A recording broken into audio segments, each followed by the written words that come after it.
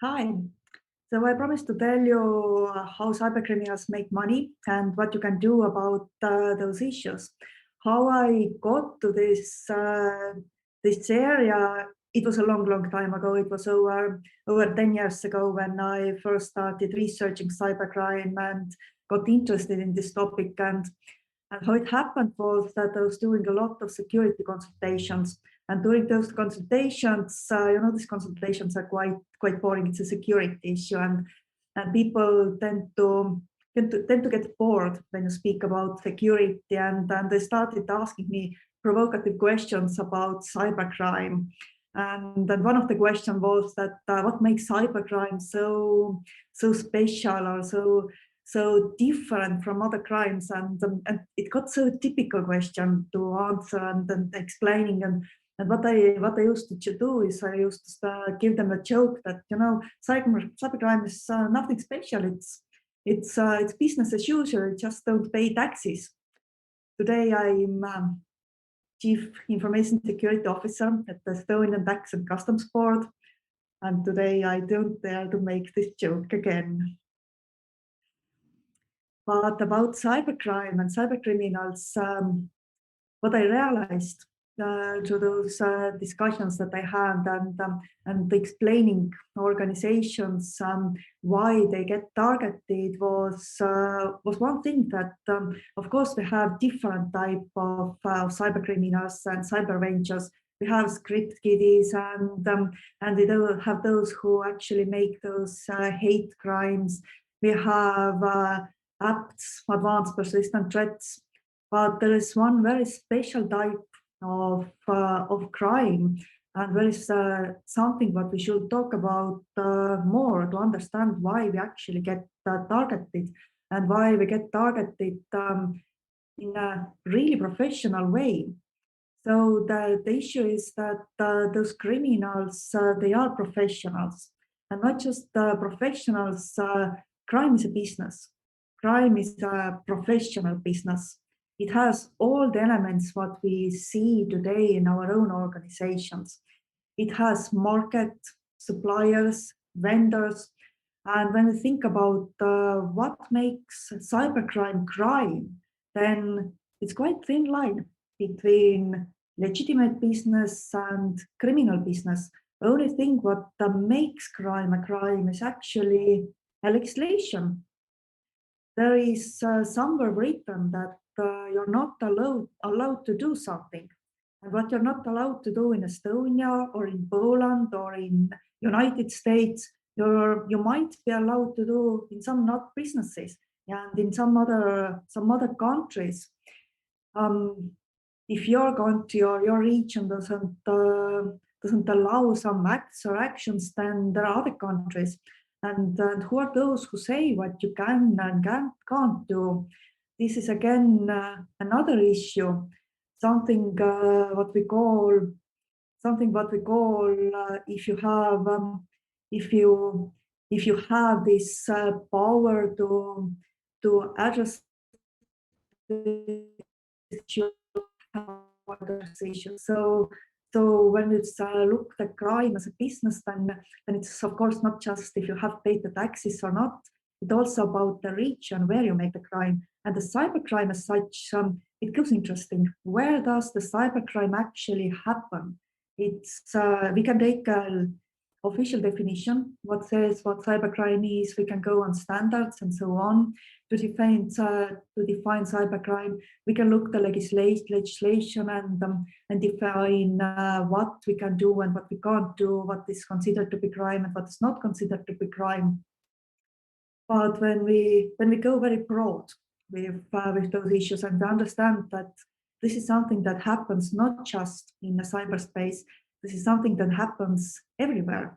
We take our devices everywhere. We are using those devices everywhere, and our devices get targeted wherever they are. If they are connected to the internet, they're already a target. If they're not connected to the internet, then we actually also can't say that those devices can't be a target. They can be targeted by our own people, by the people we give access to those devices. So when we look at it as a market, as something that has suppliers, vendors, it has somebody who is interested, then we see that we see the criminal. We usually always can't see the criminal. What has happened is that criminals have become smart. They are business oriented. They analyze their target. They consider the cost and the gain. They take time to know whom they are targeting and how they are targeting those issues.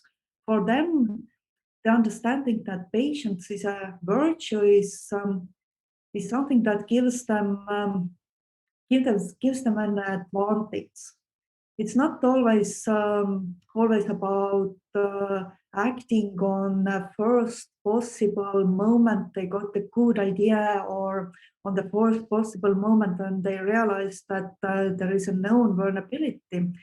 It's if it's about money, then the question is who is going to pay. They're not just going to get paid by attacking your system. If there aren't any customers, then where's the gain? Where's the money? Where's the profit of it? But it takes a lot. It takes resources to target you. It takes manpower. It takes time. It takes planning. And it has its own disadvantages on targeting somebody and attacking somebody. One of the disadvantages is that you might get caught by doing it. So being smart, knowing what to do, they take time to analyze who you are, what is the actual value that you have, and what makes value to them. They take time to work with their customers, with their clients. What their clients want. Is it something very specific that they can do? Do they provide service and so on and so on? What they use business models, and their business models are quite similar to the models that we are using in our own businesses. What we see in our everyday lives when we go online, buy something, or we go to markets. This business is adapting. Now, when the COVID started, it showed us very well how rapidly can the business model of cybercriminals adapt to the situation that is going on around. Let's take, for example, drug market. When quite a lot of drugs were sold on streets, still on streets, it was sold from people, by people. Then when the pandemic started, when we didn't have so much opportunity to go on streets anymore, and it was more visible what is happening on streets because there are less people, they had to change their business models.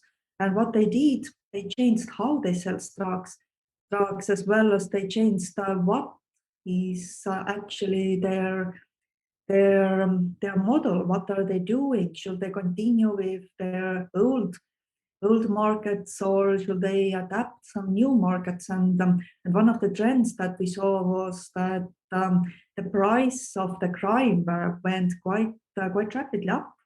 And why it went up? It went up because there was market need for it. And what else we saw?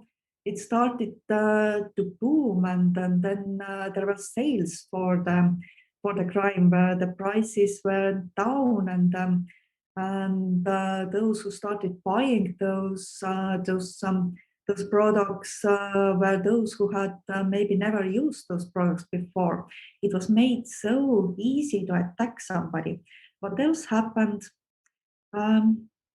They started more selling different data that was used to commit those crimes, that was used to spam our systems, that was used to send phishing emails. This data went kind of viral for them. This data was again valuable.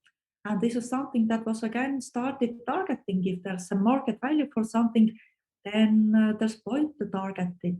And even those who were not on the virtual crime business, who were using more this kind of adapted version, then you can do something online and something on a real life, then those who realize that there's no point to continue the way you were continuing before because the risks are too high. They went and see their fortune on other markets. They went to see if they can do something differently. And that's where also those criminal organizations found out that for them also it's possible to be on other markets and to use different models. Or they started analyzing the models that they're using. For example, one thing what they did when they started to adapt their business models so with the situation that was going on was that on a time where it was waited to, for example, invade your home and steal your property, something from a property. When people waited, when people go to office and homes were left alone, then the criminals understood that okay, if people are staying home, it's not so easy to break in anymore. What can we do? What's the difference in our model and our actions we have to do? And they started surfing the web. They started surfing actually some all kind of social media. They started understanding and analyzing how they can use OSINT, for example, for their business models, how they can realize what people have at home and to realize when they are actually at home. And what else they did, they started imitating what is going on in the society. For example, in quite many countries, they went from door to door to start asking questions people or selling masks and so on. And on the same time, they used organized attack in a way that uh, from one point, they knew that people are at home. They had very good understanding how those homes look like because they had analyzed the pictures they could see from Instagram and Facebook. And the other way, they also knew who are those people who are staying at home with them. And by making a diversion, by asking people to answer the door, they used back doors to break in and steal the television or something else that is valuable at home, to steal money, to steal physical assets from that. So what they did, they adapted with the world and they adapted quite quickly, quite rapidly. This adaptation didn't happen so quickly with legitimate businesses. Legitimate businesses had much more time to adapt with the situation, and quite many didn't adapt with the situation. That's the one of the difference what we can see in the criminal world and what we can see with legitimate businesses. What else they use? They use models that they can see in everyday life. Um, are buying something from Amazon and you're ordering food from the market by e-shops and so on. And the same thing is what they're offering. They're offering platforms. They're offering opportunities to do things that are something that's familiar for you. And so from there, we can see the value chain analysis, how the money is made, what they need for their crime and what they need to be profitable. They need logistics as well as we need logistics. For example, if they're selling drugs, they gain the global market by having marketplaces online, dark web, and sometimes those marketplaces are not just in dark web, but they're even visible for all of us to see in legitimate social media channels. But there is a slight difference by how they're doing it. But just having pictures and some prices on the web page doesn't mean that the money is coming in, or you can actually get those physical products virtually somehow on somebody's home or possession. To do it, they still need their whole supply chains, how to do it. They need somebody who provides the platform. They need somebody who provides them the whole infrastructure, as well as they need logistic companies, those who deliver the drugs. They need dropping points. And if the dropping points are monitored, then there's again the difference what to do and how to adapt the model. Should this product go straight to people, and how to organize it? It's a big ecosystem how it all works. But it's not just that.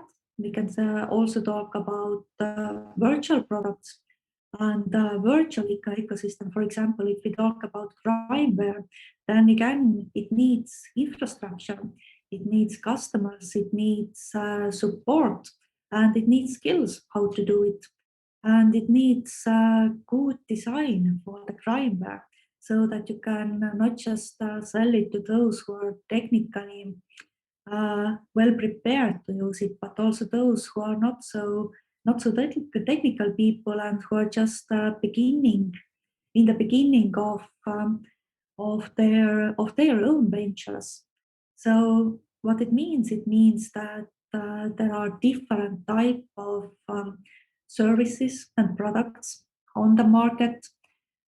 We could speak about, for example, revenge economy, crimeware economy, learning from each other economy, sharing economy, and understand that it's not something that's separated. It's all connected.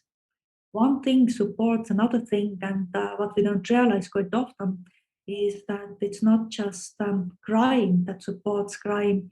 Even those businesses who are not knowingly providing services for criminals might still be doing it. For example, if you are talking about actual products that are brought from dark web, then those products need to go somewhere. And what is used? They could have their own people who are moving those products, but they're still looking for opportunity to use legitimate businesses that are providing different services, and they're looking for possibilities to look like regular businesses by buying those services that are available on the market. And this is something that again kind of blurs and kind of makes it fuzzy where the crime actually goes and how to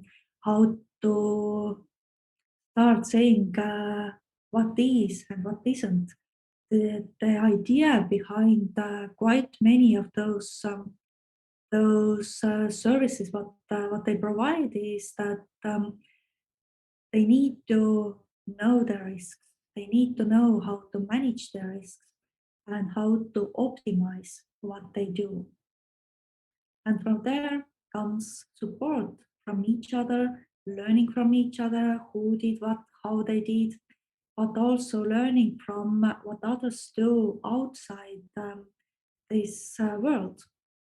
What we need to understand what actually generates most value for cybercriminals. What gets targeted in our systems is not always what is actually what they want to steal. For example, if you're under a DDoS attack, it doesn't mean that they always just want to take down your system. It might be a diversion. It might be something how to analyze how you react to this attack. It might be something to understand what kind of vulnerabilities you have, how you react when you understand that you might be compromised.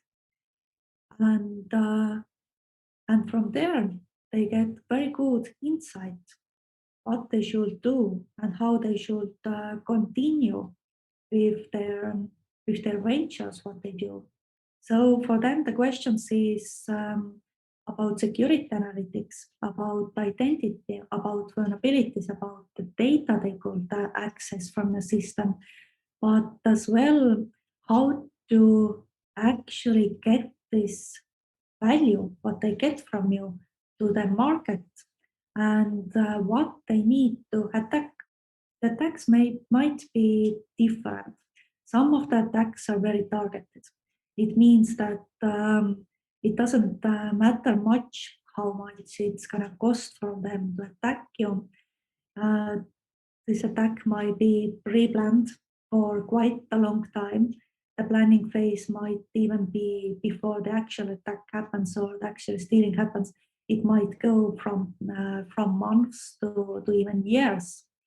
Or what the attack might be something that's part of the bigger campaign, where not everybody who gets attacked are not those who are actually finally targeted or who gain the loss from their data and from their value. It might be just to see who's the easy target, and who has the known security, so that the process, the attack could be more automated. We are speaking about something that generates value. It generates approximately $1.5 trillion a year. It means that it's a big market, what we are speaking about. And when we are thinking about how much we invest on our securities, on 2021, some researchers and some analysts say that each year approximately $60 billion are invested on cybersecurity globally. From the other point of view, what is said that approximately $3 trillion is globally what we lose for cybercrime. And when we look this number, that approximately 1.5 trillion is what they actually gain,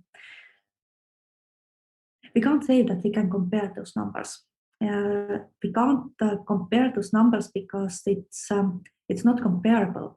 What I mean that it's not comparable, I mean that if you lose something, if you lose value, you lose money, you pay fines for being attacked. For example, if you get the personal data loss, or you lose your clients, it doesn't mean it's value for the criminals. It's loss for you. If you invest on your cybersecurity solutions, it doesn't mean that it's a loss. It's investment for the solutions, and what you make with this is up to you. It's up to how you are able to actually use it, what you're able to do with it. But if they steal data from you and you even don't know that your data was stolen, you can't say that you actually really lost some money. But if they steal data for you and they have a customer who is going to pay for this data, then they get money, they earn money. That's a gain for them. If they program crimeware, they sell it, somebody buys it, repeatedly buys it, and uses it. With every use of this crimeware, it doesn't mean that it actually this use is successful, and then they penetrate somebody's system and they get some value out of it. But the value is there. The value is for those who are the authors or who are selling this crimeware. So we are speaking about economy. We're speaking about economy for what a few years ago we could say that it's 12th largest economy in the world. Today we could even say that it's the 4th largest economy in the world. It's quite as big. and large from the meaning of economy as we could say the United States or China is. And it's not always directly connected on what is lost and what is invested on protection of the services. What makes this economy different or, or successful and makes a bit of a difference in is how this economy works. It's quite a lot trust-based economy. For example, if somebody pays something from dark web, they can't go to official authorities and say that hey, I brought some crimeware from dark web, but this crimeware is not working well. Maybe you could do something and ask them to give my money back. This is trust between criminals, between their markets, between their customers. And without this trust, there would be no market or no customers. It's again a full service. They work with clean money. They use services to get this money out of it. This money comes to everyday life. Finally, this money is used to buy services and products from legitimate businesses, to buy food, to pay for everyday expenses. And for this, those services, there are increased expectations. The expectation is to get actually professional service. Again, for us, there are challenges. One of the challenges is that cybersecurity solutions are not enough. We need cybersecurity solutions, and we need to know what kind of solutions we should buy, we should invest in, but it's not enough. And also, if our systems get compromised, our IT systems compromised, it's not the end game. For data being stolen is not the end game for them. For them, it might be the beginning. For them, it might be the first cycle of this data being used. Also, people and processes are exploited, and that's something that's very important, what we need to know. It's not just attacking the systems, it's the question what they want if they attack the system and how they get it. They get it by your people. Your people are those who give good information and very good insight without even knowing it. Your processes are being exploited. They are being exploited sometimes in a way that what criminals are doing or how they are attacking your system, it's not noticeable. They are imitating what's happening with your organization in everyday life. And we can't solve this problem alone. This is security is a teamwork. We have to work together to finally get the result and get the actual security. And there are lots of challenges that we are facing today in this world. One of the challenges is that the models that they're using that are successful, they are using it again and again. It means for us that when we see somebody getting attacked successfully some way, we need to react to this. We need to make sure that we are not vulnerable on the same way. Our data being stolen once doesn't mean that it's stolen and it's sold and it's not reused. It is reused and recycled. Same way as vulnerabilities are recycled and reused. Same way as the compromises that work are reused by the criminals. And there is a good idea, and this kind of motto, but sometimes those criminals have they are proposing that when you have money enough to invest on your security, then you have something worth to be stolen. Then you have some kind of value.